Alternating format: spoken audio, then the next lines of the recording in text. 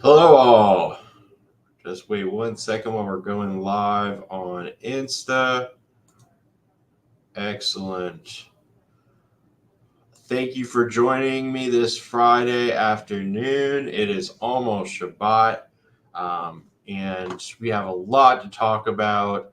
A little later in the program, we have Dan Reisner, who I had the opportunity to visit yesterday. Unfortunately, he had to leave this morning, but we got a great interview on the books that I'm going to play for you all.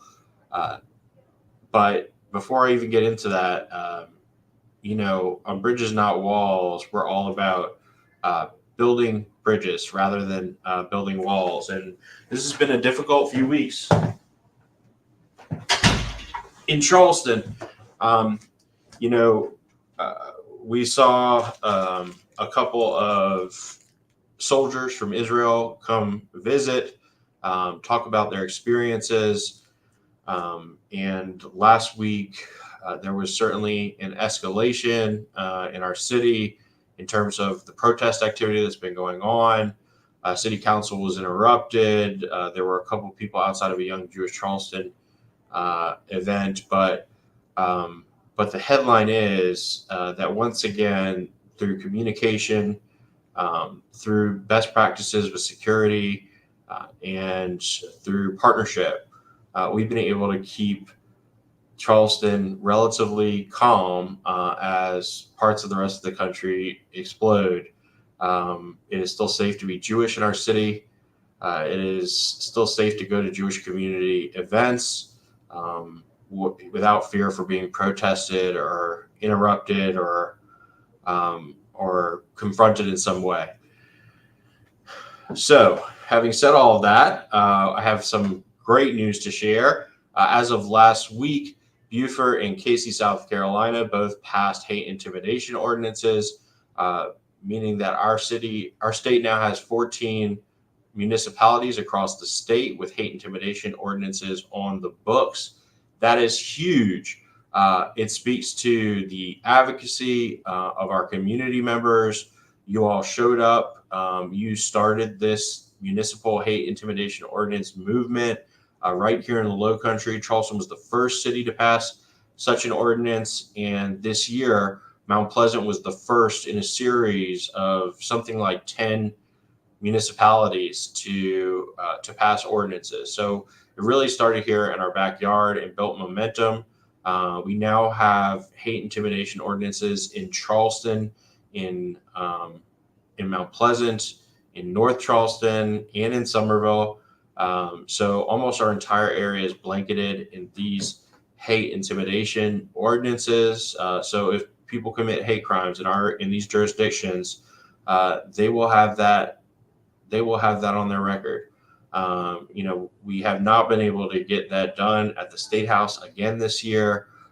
But in other news, yesterday, Governor McMaster signed the IHRA anti-Semitism definition bill into law. This was a huge win. It's something that we have been advocating for 2 years now. In fact, I have some pictures to share maybe a little later. We sat down in Governor McMaster in his office almost 2 years ago today to chat about the need for an anti-Semitism definition on the books in South Carolina. Especially today, we see the need for that. People are very confused as anti-Semitism explodes about what is and isn't anti-Semitic, what is criticism of Israel that's legitimate, and when does that veer into anti-Semitism, like we've seen across the country. And this bill was signed into law so that as an educational tool. So as anti-Semitic events occur around our state, whether they be on campus, but even in workplaces, in civil cases, our state will now have a guide to use with examples about what is and isn't anti-Semitic. It felt great to get a huge win yesterday, and we got to go up to Columbia and be present for the bill signing. I'm going to share a picture of that now.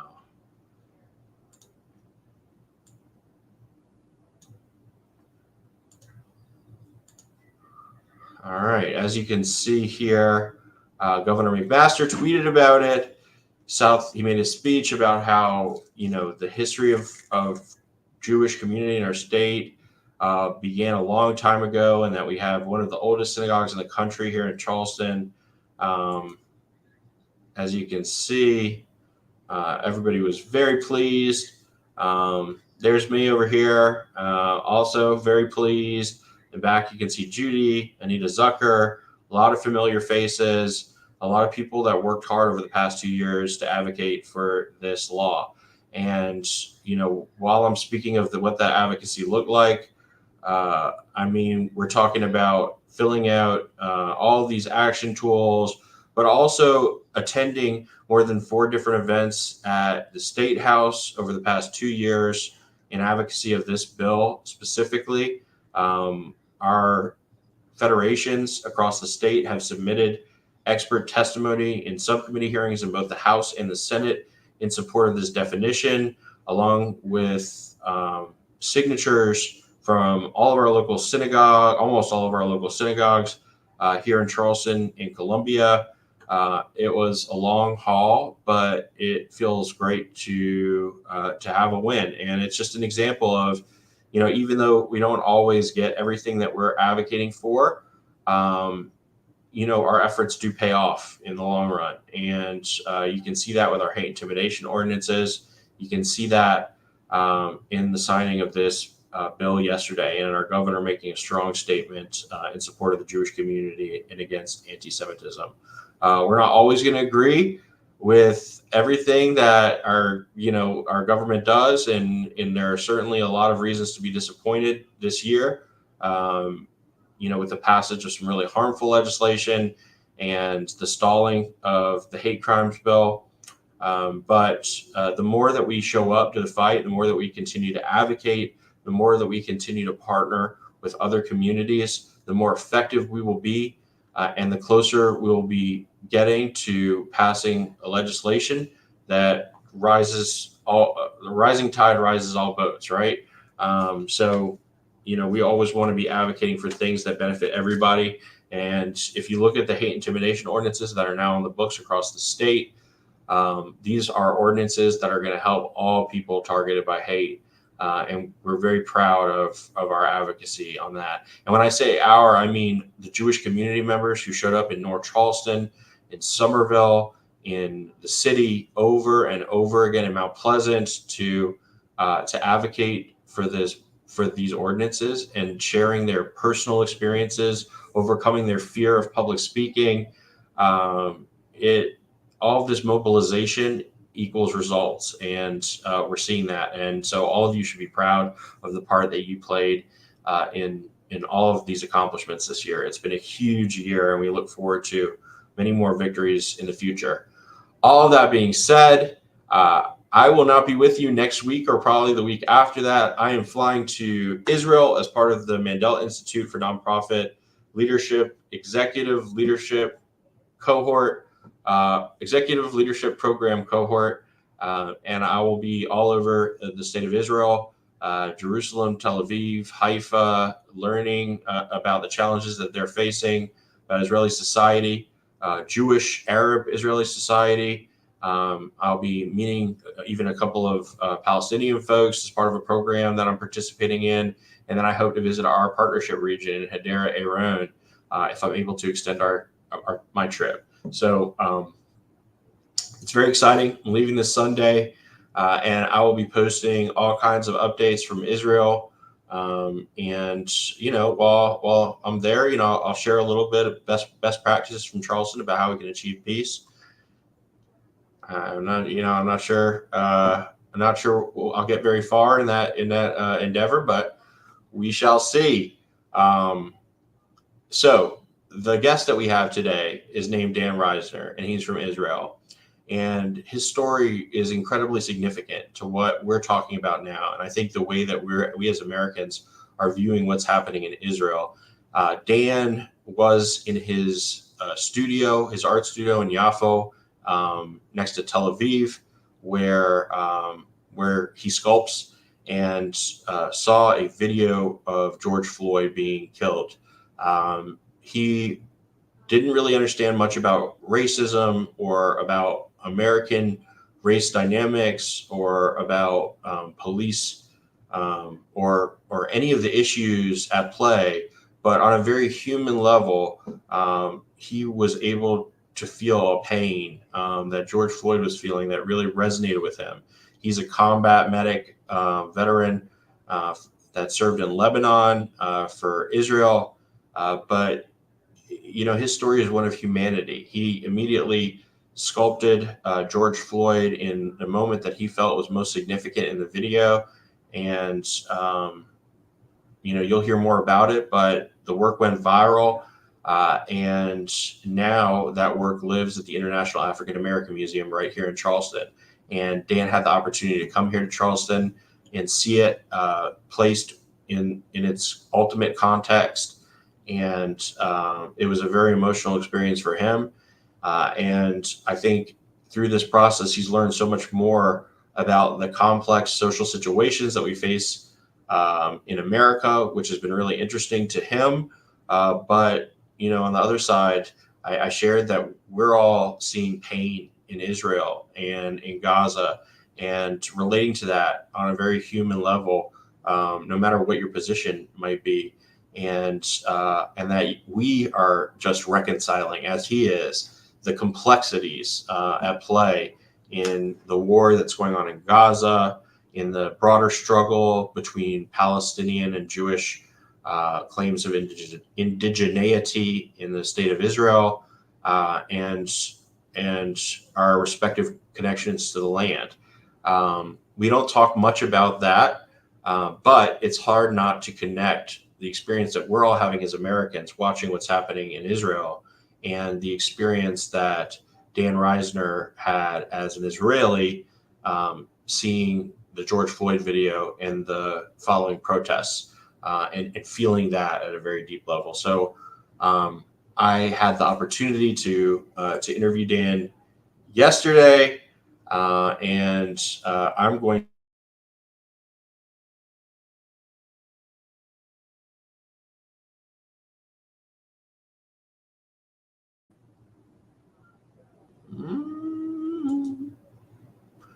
All right, this is the first time I will be sharing a video through this platform, so fingers crossed that it works. Well, Dan, welcome to Charleston. We're really excited to have you today on Bridges Not Walls, and you've got an incredible story to tell. What have you seen while you're in Charleston? Well, I've actually I saw the International African American Museum because this is what I came for. I'm presenting a work of mine there, which we will talk about. And besides that, I've toured a little bit, walked around a lot. And really beautiful area here in the center of Charleston, so I'm really enjoying it. Did you take any history tours? No, I just went today to the Magnolia Plantation. So Okay. This is, and I walked around and I saw that beautiful place and all.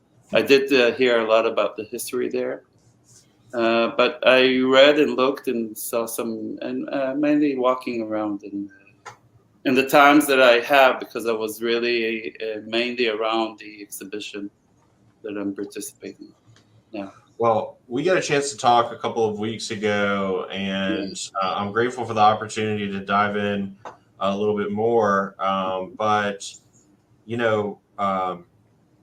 I've gotten a chance to go to the International African American Museum a few times now, and lived here when they were putting it together. And you walk through, and there's so much to digest in terms of information, and I don't think I've ever really spent the time that I could have looking at the art exhibitions more closely. And I was really excited to hear about your story, and that not only was there a Jewish artist in being featured in the International African American Museum, or contributing to the International African American Museum, but actually an Israeli artist. And just hearing that, it's hard to imagine how that ends up happening. How does somebody in Israel end up with their work in our local International African American Museum? And you have an incredible story to tell from the creation of this piece of work right up until it arrived here in Charleston. And although we couldn't find a venue to sit down in person, I'm grateful that you've taken the time to talk on our Bridges Not Walls vlogcast. So welcome. This is Dan Reisner, and Dan, if you could tell us about how you ended up here in Charleston, and the work that you created, and the story of it starting its life in Israel and ending up here in Charleston. Well, I've been an artist all my life, and I was born in Israel. And art is it's just really my life. It's like, and there was never a question about it since I was a very, very young child. Like when people ask me since, like, when did I start to become an artist, I say around 3 years old or something like that. It was always what I knew how to do. And so that was one thing that is a continuous thing. And also and I live in Israel, which you all know is a place that also has a lot of stories, and many times difficult ones. And we have gone through many things, like we're going through this very, very difficult time at the moment.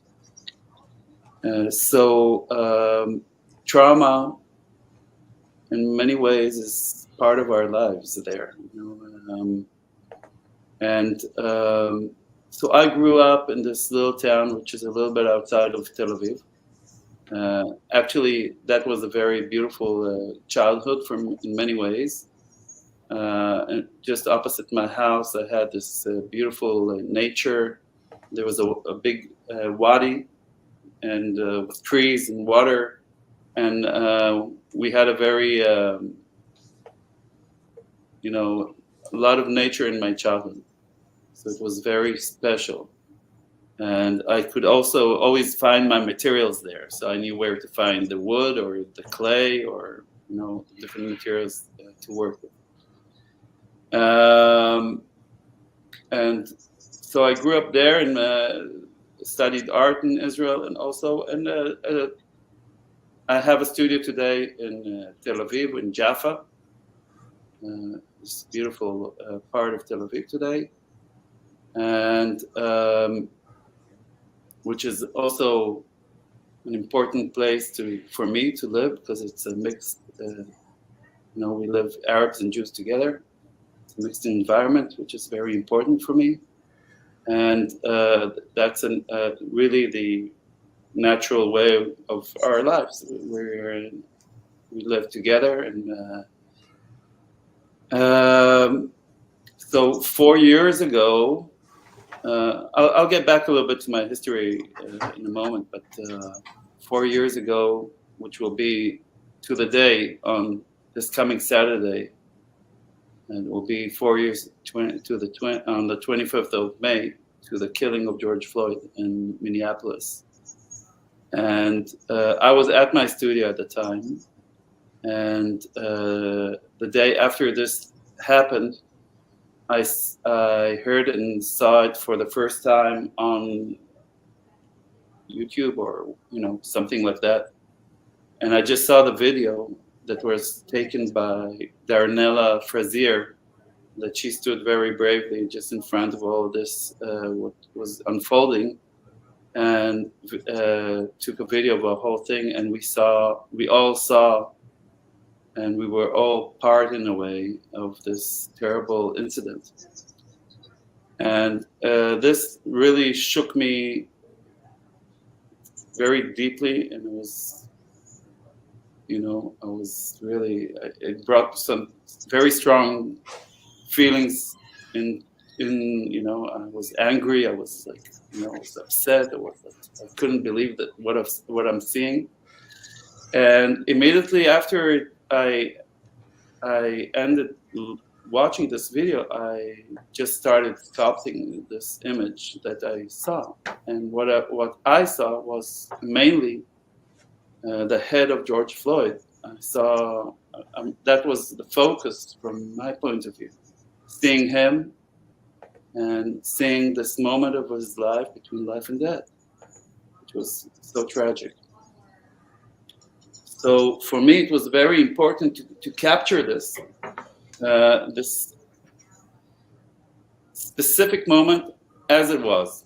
I didn't want to make it in any way something that it was not. I wanted to make it as, to capture, and the work does capture like the evidence of the whole situation that we saw. This was before it started to, like, everyone was shocked by it. This was before it became an uprising, before it became such huge. I could feel the energy, but it was just the beginning. This was like the day after it happened. So that's when it started for me. And I worked on the sculpture with clay, and I had to capture, because the first day we only saw very specific angle of him, but when you do sculpture, you need to have more different angles, right? Because you're doing something with this three-dimensional. So like the day after, 2 days after, they started showing the police evidence, and you could see how he walked in the street, and you could see different angles, and I started to take frames from different angles, and from all of that together, I created this sculpture. I can share with you. Let's see how So,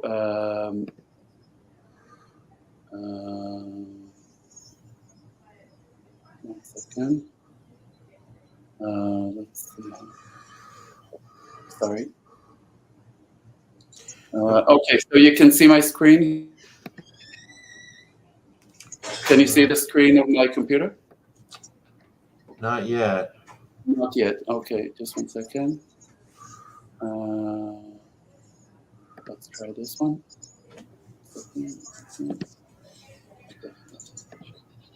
Okay, can we see? You see it now? Yes, I see it here. Let's add it. There it is. Okay, so what we're seeing, this is the sculpture that I created. This is the bronze already. Okay, so but I work with at the beginning with clay, and then we bronze is a technique that humanity works with since the Bronze Age. So 6,000 years we know how to create bronze. So it's a certain kind of method. It's called the lost wax method. So I work at the beginning with the clay, and then afterwards we do a mold, and into the mold we pour wax. So when I was working and I had was in the wax stage, I uploaded an image of this sculpture, which we will see it later in the wax. But and I just put it on Facebook, and I wrote a few words about this and how I felt about it. And this post became viral. Viral meaning that it was shared like 10,000 shares, that people shared this post, and really hundreds of thousands of people writing and responding to the work, mainly in the States. And we should also remember these were the times of the Trump administration, and we were in COVID, and the world was going through so many things, and we had this tough story, and Floyd, and we could hear him talking about his need for breathing.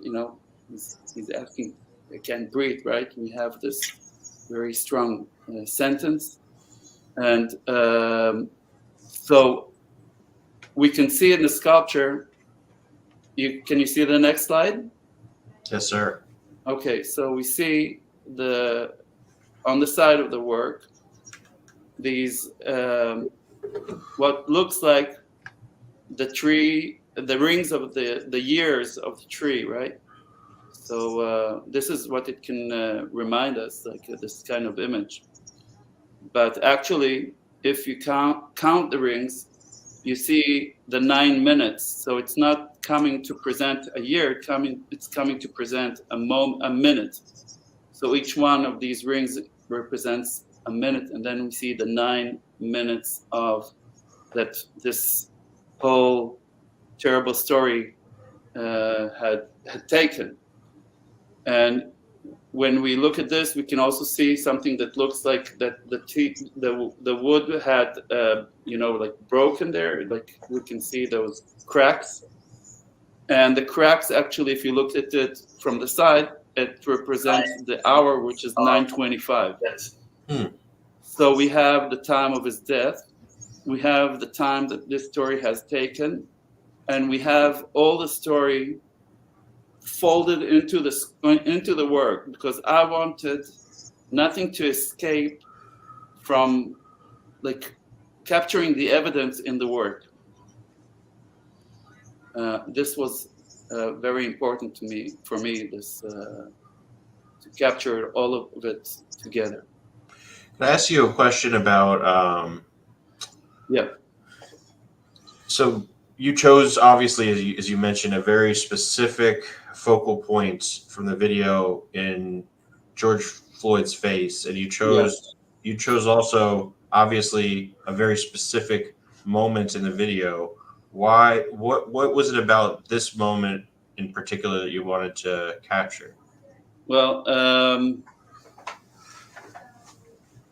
there's something I wrote here. This is the post that I put on Facebook. So and it says there is a deep moment of tranquility. I mean, I know it sounds strange to hear the word tranquility in all of this situation, but it is a moment that there is between life and death.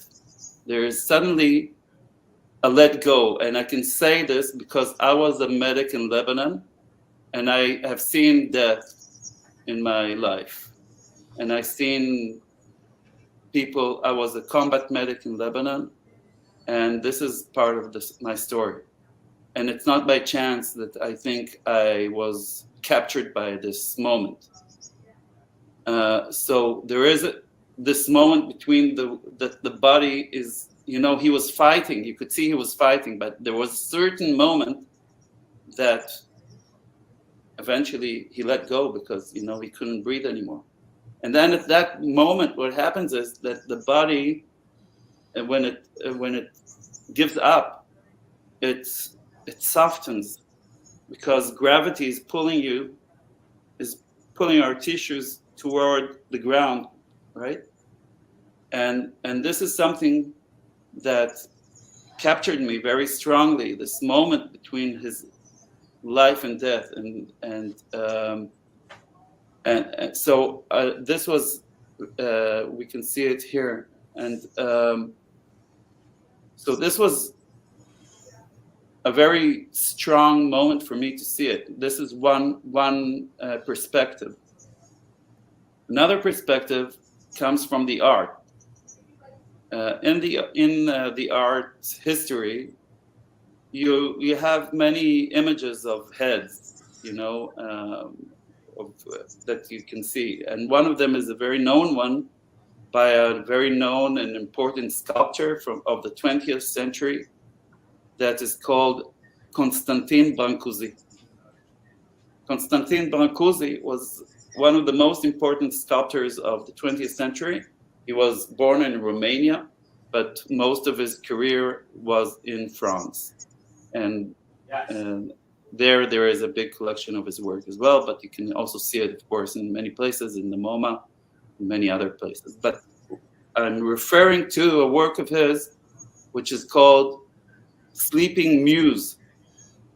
So you have a head on the side, which is its eyes are closed, and but it's sleeping. And when I was seeing this happening, I could see like the sleeping muse, but we're not sleeping. We're not seeing here sleep. We're seeing murder, actually. We're seeing death. So that was. Oh, sorry.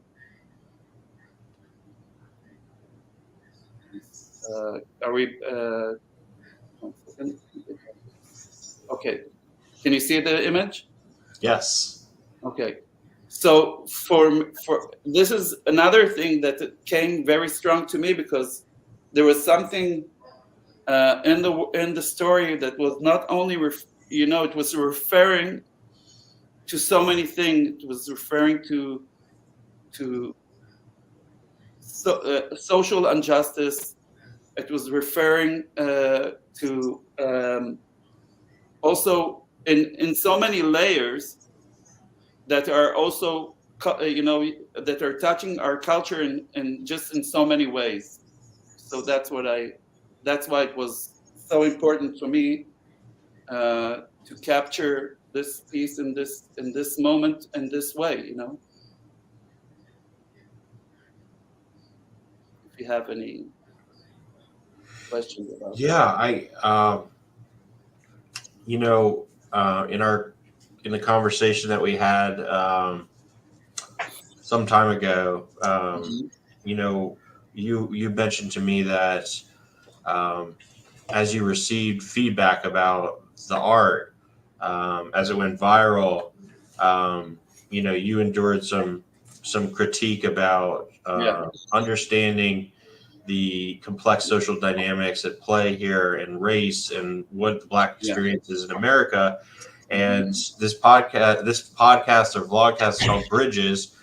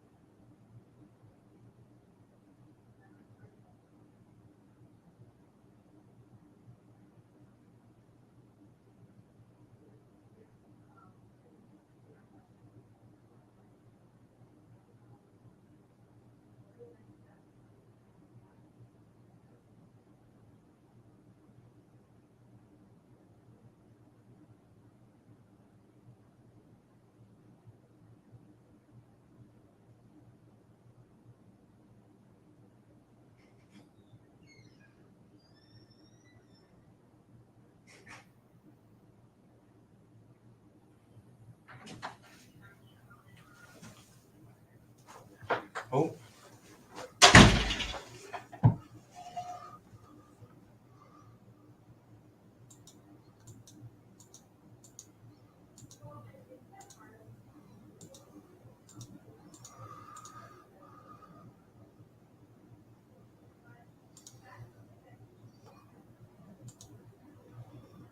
Okay.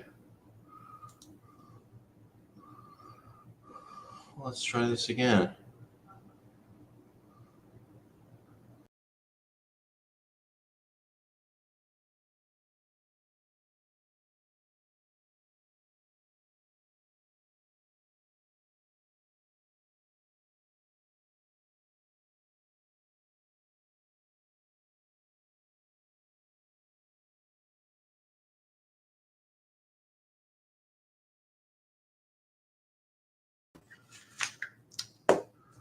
Well, Dan, well, etc., and so many. What do I want?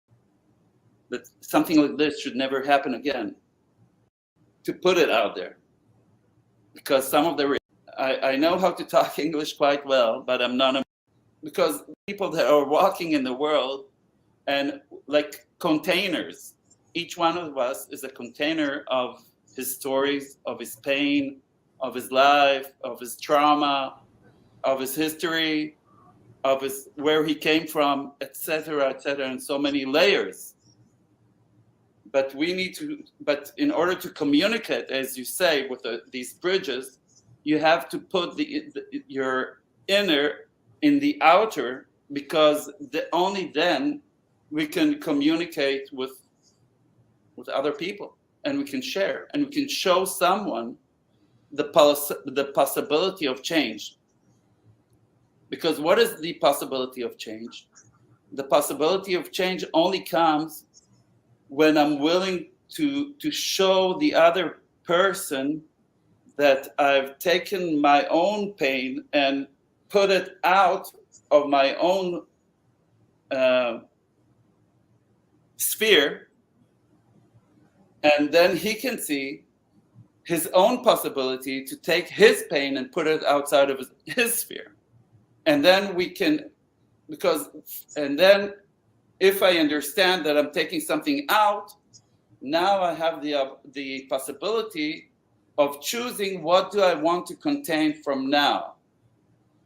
And this is the moment of change. What do we put out, and what we want to bring in instead? So, of course, when I put this out into the world, many people wrote to me. Some wrote to me that this is totally wrong. I cannot put this pain outside. Mainly, and I was listening to them because I know that I'm not an American person. I know how to talk English quite well, but I'm not American. I'm Israeli. I'm Jewish. This is my origin, right? And it's part of also my life and the good things, and it's also part of my pain, right? But that's who I am. So I'm not assuming in any way that I know what it means to be an American person. So I have to listen to the people. And that's what I decided to do. And I was just listening to the people, and I let the work be out there, although it wasn't easy to put it out there, because some of the reactions were tough. But on the other side, some of the reactions were amazing. And people told me how thankful they are that that I put this work out into our collective sphere. That now that they see it, it helps them to contain the story, it helps them to release their own pain.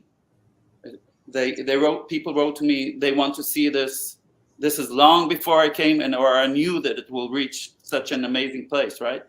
So they told me, people from Minneapolis told me they wanted to see that outside of a police station, that people will know that they should be taking care of other people, and not, that something like this should never happen again. And so I just decided what I call this. I decided to stand in the middle of the river and to be willing to accept the things that are coming. And there were so many different feelings that came. and just to contain it was very touching, you know, because I could also see people that are coming from totally different aspects of life and of politics and whatever, starting to reach to each other and writing to each other. But at the beginning, really also tough things, but slowly you could see communication happening. I think if someone took this post and studied it, that at the time was a mirror to the situation of America at the time and of the world. So for me, it was really a place to just to stand by it and to look at it and to read and to respond and to be willing, and also sometimes to feel the pain, you know, because there was a lot of pain of many people from many sides, and I'm not talking about right or wrong, I'm just talking about seeing it.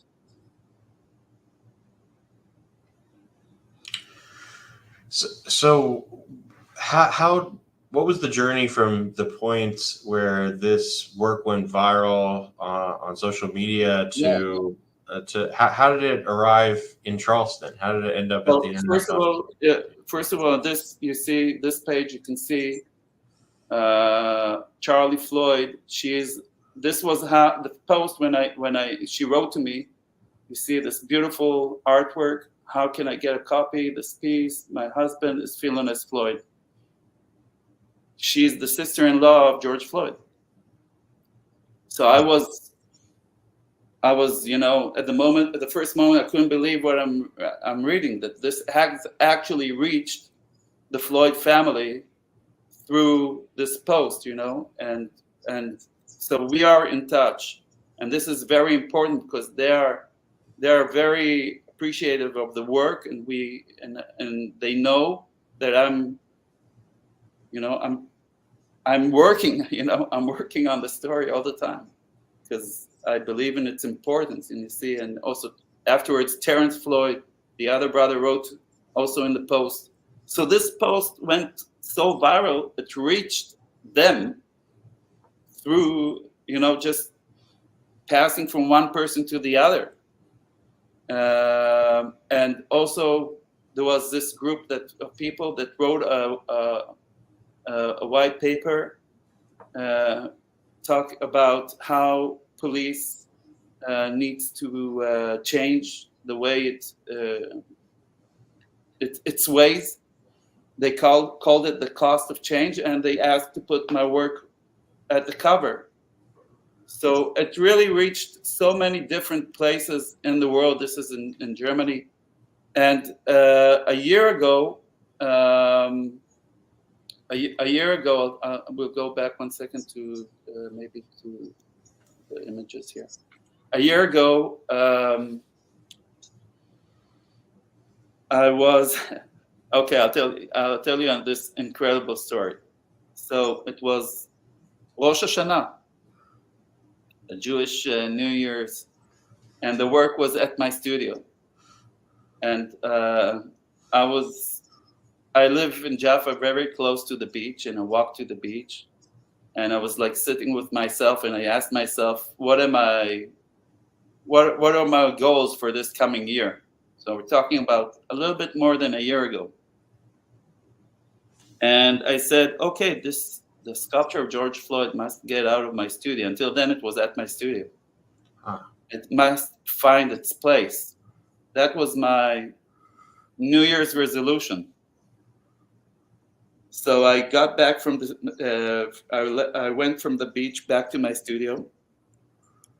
And like 2 hours afterwards, this curator or person that I know, she wasn't, she's from England, but she was in the States. She was in New York, and she phones me and she says, this is like 2 hours after I was, I did this New Year's resolution. She phones me up and she says, listen, I just showed your work to a gallery in New York, and they want the piece to be here for an opening that will happen in 10 days. Can you do that? Can you make that happen? So I said, first of all, of course. Of course, I didn't know how I'm going to do that, but I said, of course. So in incredible ways, I managed to bring the work to New York on time to this exhibition. So it was shown in New York about a year ago. And afterwards, it stayed in New York I decided not to take it back to Israel. It wasn't sold or anything, and then I was approached by another curator. Anyway, she managed to make this link to a curator here at the museum. His name is James Bartlett, and she was in touch with him, and she got back to me and she said, would you consider gifting the piece? And I said, if it's going to go to the right place, that I know that the work is going to be in a continuous dialogue, like I believe it should be, yes, I will gift it. And then she told me about the museum, and I said, wow, I think this is the perfect place. And that's how it reached Charleston. And so, in 2020, Charleston, like many cities in the country, had a very strong reaction to George Floyd. There were protests on the street here. It was a very controversial time in Charleston, also because stores were damaged in these protests, and people criticized the police for not reacting strongly enough, and on the other side, people criticized the police for reacting too strongly, and it was a moment like you described, I think, throughout the world, where everybody was stuck inside from COVID. They're worrying about so many things, including this, and it was a moment of, I think, a great deal of energy and anger and fear and pain kind of exploding onto the streets. And we saw that in Charleston, and it wasn't long after that the international, it was a few years later, but the International African American Museum was already being built at that point. So in some ways, the pain that you saw in this video and that you felt as somebody that has trauma associated with war, it makes a lot of sense for that, in some ways, for that for this work to be displayed at the International African American Museum, because that moment was a significant part of African American history, not just not just where this happened, but also across the country and across the world. So, having been in the International African American Museum, which is why you're here to see the work where it's been displayed, how do you feel about the work in the context of the story that's told in the International African American Museum, having now experienced that? First, I just want to ask, can we go 1 second? How do I get out of the sharing mode? I think I've got you. It's already off the screen. Okay, because I cannot see you, but okay. Oh, no. Okay, so I'll try and see 1 second if I can find it. 1 second. I can't imagine creating something. You can see me?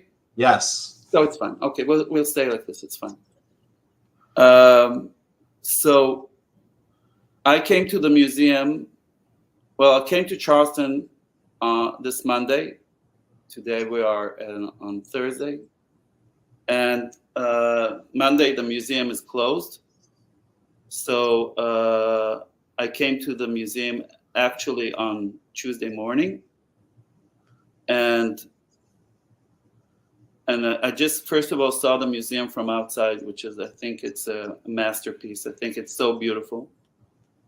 And also, first of all, the the museum is built on the bay where the ships were coming from Africa, and this is such a significant location, is just situated in the most exact place that it can be. So that's one thing. So when I just came and I was down, I didn't go up yet, and I just and there was this young woman standing in the entrance, and I told her, "Oh, I'm participating here in an exhibition." So she said to me, "Oh, you did the George Floyd piece?" I didn't, I didn't think she would know how she connect, because there is an exhibition with many artists now. And I said yes, and she said, "Oh," she was so touched by it. So I didn't even go in, or it was already, so it was very touching just to see how touched she was by the work and how important it was for her. And also she said something that it was very important for her to see someone that is not a Black person creating this work was significant for her. That someone noticed it from outside her sphere. And this was very, very touching for me to hear that from her. And when I went in, it was I don't know if you have seen I don't know if you have seen any of the photos of this where it's situated at right now. No. And I can't really put them up at this moment, but okay. So, but you have been to the museum before. So once you once you get into the museum, so the entrance, actually, you have two parts. When you enter, and just in front of you, there are the showrooms, the different exhibition areas, which are fascinating. And if you turn to the right, and to the right again, there is like a kind of because you enter the museum actually in its middle, because you're coming from underneath, because it's the whole museum is hung on these pillars, and you actually enter it from its middle, which is also a very, very interesting way to enter the museum. So the part which is actually surrounding the entrance is called the American Journey. Yes. And this American Journey starts from the 14th century. It starts from the very beginning. And it slowly goes and tells all the little stories, the big stories, the small stories, and evidence, and it shows artworks, and it shows artifacts, and shows historical pieces, and writings, and also along the way, it's very beautifully done, because you also have people talking and sharing in videos, life size, as if someone is standing just in front of you and talking with you, sharing their stories and point of views, and it's very beautiful. So you walk along this path, and you're going through the different centuries, and then you reach the very, very end of this path when you reach the 20th century, and at the very end there is my sculpture there. Wow. So I have no words, to describe this feeling that I had to see that. And above the work, there is this beautiful poem, which is "Let America Be America Again" by Langston Hughes. And this is just about my sculpture, and this is a very strong poem, It starts with "Let America be America again. Let it be the dream it used to be. Let it be the pioneer on the plain, seeking a home where he himself is free. America never was America to me." That's how it starts. So there's all the time like what he says, and then his own sentence, like he says, "America never was America to me." He like gives his own point of view, and I think this is eventually, in many ways, the story is all these point of views, and stories, and this is a museum that comes to tell the story. And I was just, I can say that for all these days were so emotional for me. I was like all the time, my tears were, it was like between crying to, tears, or to really be very emotional. Yesterday was the opening, last evening, which was just so beautiful. And I'm just, altogether, I'm just so thankful and grateful that this dream came true. The work found its place, the place where it can be, as I said, in a continuous dialogue. I was there. There were children coming all the time. I had the possibility also to talk to a group of children, which was also very special for me to share. And yeah, and I'll be very happy to hear if people that are seeing this. You can share my, you can share my Facebook or Instagram, and if people can write what they feel, and very important for me to hear. And that's about it. It's so interesting to me, and moving that from thousands of miles away, you see this thing happen that's very painful here in the United States for so many reasons.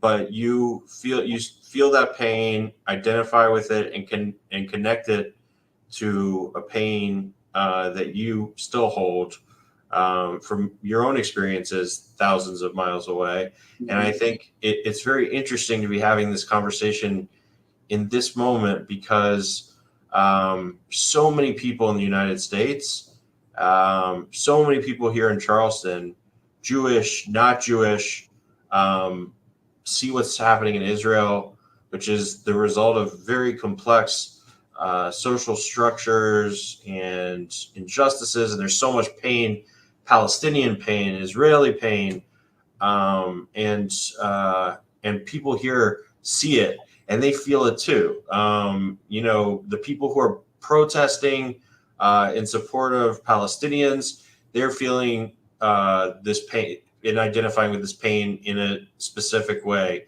And in the Jewish community, we're seeing pain. We're seeing the pain people experience or continue to experience in Israel, and identify with that pain from so far away in such a deep way that it's driving people to the streets. I wonder if there's a lesson in all of this about the humanity that exists between us, and the opportunity to use those emotions that are the very essence of our humanity to connect each other, as opposed to causing more conflict. So I think this is actually what we have been talking about, because I think, and art is a very good example for this, because art, as I said, I believe it's a healing force. And you bring I bring my art, I can talk for myself, from a very deep and many times painful or unsolved place, because this is where our attention goes to. Our attention always goes to the unsolved places in ourselves, because the things which are solved don't capture our attention. And it's the same way in the world, and when we are not sharing our pain, and we are not talking, and we are withholding, and we are not communicating, and people think that they cannot express themselves and cannot and not expressing also, not finding the way how to bond and separate each other.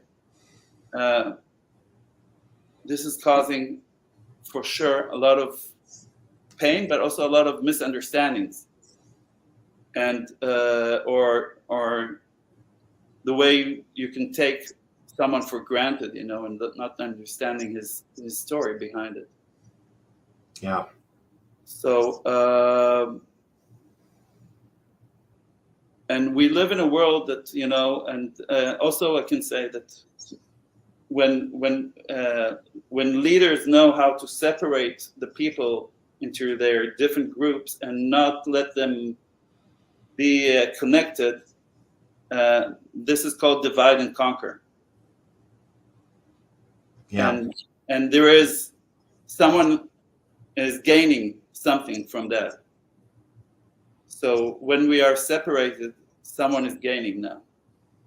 And sadly, we can see that. We can see this today, and we can see this, also in Israel and also in the States.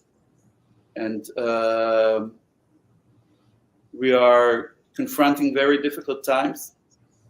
I believe these difficult times are still ahead of us.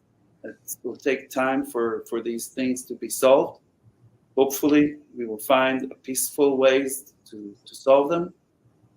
And this will only be happening if we know how to look at each other's pain and to be willing to contain each other's pain, even if he has his story is like, and between us we have a conflict, but if I don't know how to contain his pain, we could not start to resolve it.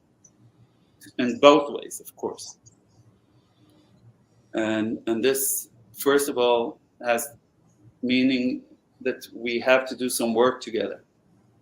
And this is the only thing I can say is I hope that we will find the ways to contain each other in better and more richer ways, to look at each other's history.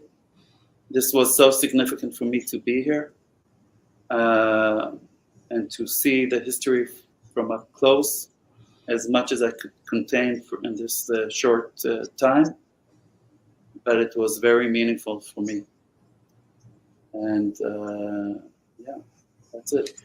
Well, thank you for the work that you did. I mean, I think this is a perfect example of a living bridge between continents and peoples, and as you said, there's so many forces working to divide groups of people from each other, and it doesn't allow for getting down to the fundamentals of our humanity, and there will be people who will, by virtue of the fact that you're from Israel and you're talking about this work of art, will say, we'll make all kinds of assumptions about you. We'll make all kinds of assumptions about me, and it's a difficult time to live in. But I think if anybody they've had to say for the past almost hour, they'll they'll understand where you're coming from in creating this art. And I think that this work of art is a permanent bridge. I'm going to Israel on Sunday. I'll be there for a week and a half or 2 weeks. And while I'll be spending most of the time in Israel proper, and unfortunately there's not a lot of opportunities in this moment to cross over into the West Bank and into Gaza and have conversations with other people, I'm going to make an effort to participate in programs that bring me in contact with Arab Israelis, with Palestinians. I think there's more that connects us together than divides us, and we're just disproportionately focused on those things that drive us apart from each other. And I hope that whoever's watching this this vlogcast when it comes out, that they take that away from this story of this particular work of art, and that it operates to demonstrate what we have in common from such different backgrounds, from such different places in the world, and I hope it's in the museum for a very long time. It seems like that's the perfect place for it to be, and I'm so glad that you had the opportunity to come here to Charleston and see it. I hope you get to come back sometime. And thank you. Thank you for taking this pain that was part of our national experience and putting it into a work of art from so far away that people will continue to be moved by. Thank you, Brandon, for inviting me. It was I'm very happy we could share this, and when I wish you safe travels, and I'm sure it will be very interesting for you. Israel is an amazing place. Although we are going through a lot of pain, we are living together, and this is very important to understand. We are living together. We know that there is a lot of pain going on, but please God, we will find the ways to solve it and to understand that that we are, as I said, the more we will be willing to listen to each other's pain, the more we will be able to get closer, and hopefully we will be able to do that. Ezrat Hashem. Thank you again, and hopefully the next time we talk, there'll be peace all over the world for us to celebrate. Yeah. Inshallah. Thank you. Bye-bye. Thank you.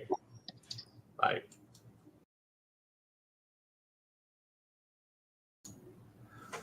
So for those of you that stuck it out, I think you probably got some really interesting stuff. Dan Reisner, one of the things that he shared with me is that he thinks that we're all better for living together with these cultural differences, and how essential it is for him to live in a community in Israel that's really integrated. He's somebody that he shared with me that he has post-traumatic stress disorder, and that's a part of his experience and part of what he brings to his art and part of what connected him to the video of George Floyd. And there's something special about that piece of art, living at the end of the American Journey exhibit at the International African American Museum. So if you get a chance to go see it, it's right there at the end of the American Journey exhibit, right by a poem from Langston Hughes. And I hope people continue to be moved by it. And I am off to Israel a day after tomorrow, and I will be posting lots of updates from there. I hope to use this opportunity to hear from people different than myself. That's, to me, one of the greatest rewards from traveling, and I look forward to sharing those experiences with you all. We will not have a Bridges Not Walls over the next couple of weeks unless I can wrangle an Israeli guest and at the time that coordinates with Friday at 12. But check social media. I'll be posting lots of updates, and stay tuned. There will be a Charleston Jewish Voice going out next week with lots of community events and things to do and ways to connect to other people, and some highlights from our campaign. So hope you all have a great Shabbos. Look forward to talking to you soon. Bye.